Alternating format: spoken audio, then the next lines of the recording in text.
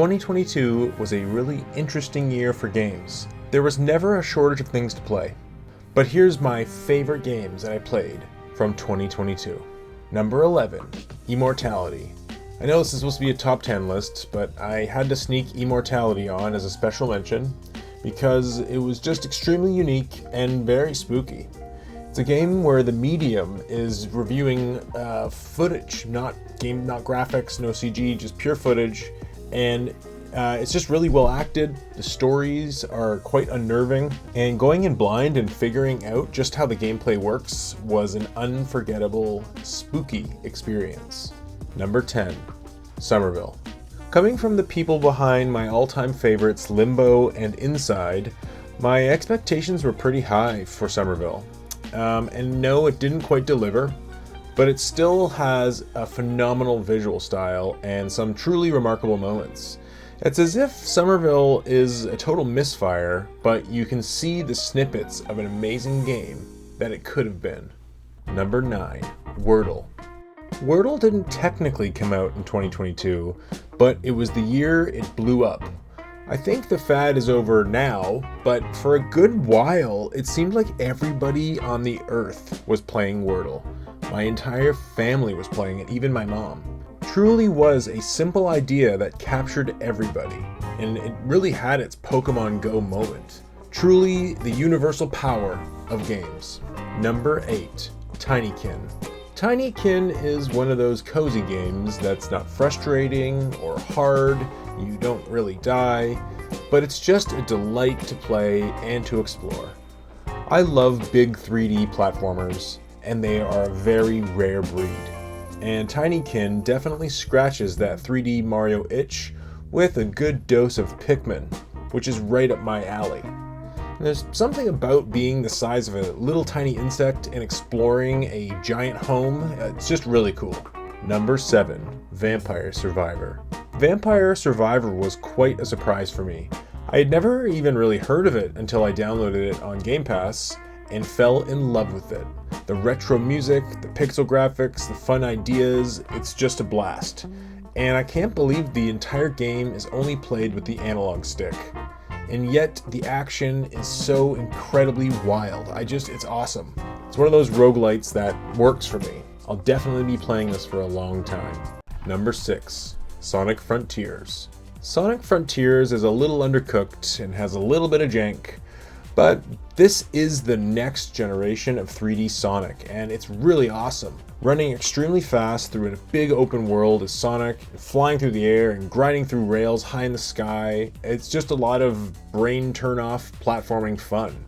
I haven't cared about a 3D Sonic for about a decade, and now I'm really excited to see where Sonic goes next.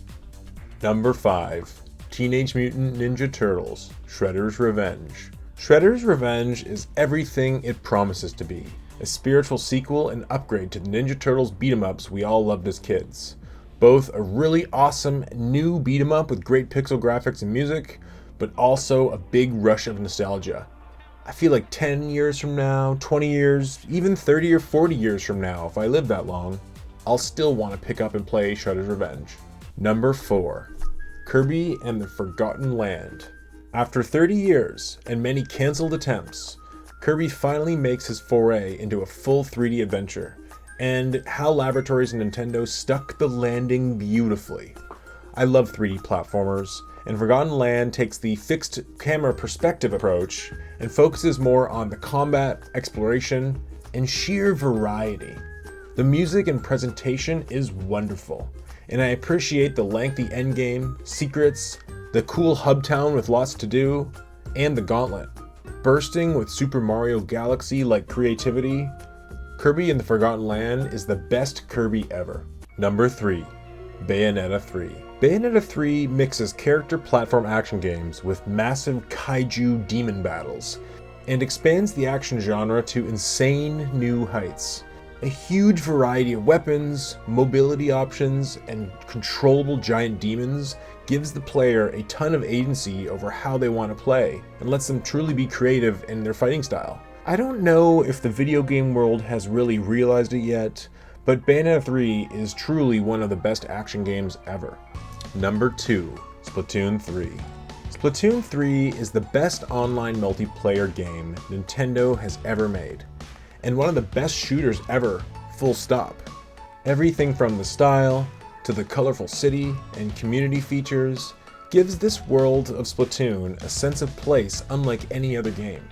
It has such a unique gameplay style too, unlike anything else, truly. And the game is chock full of modes, weapons, there's always something to do in Splatoon 3, with more coming through DLC.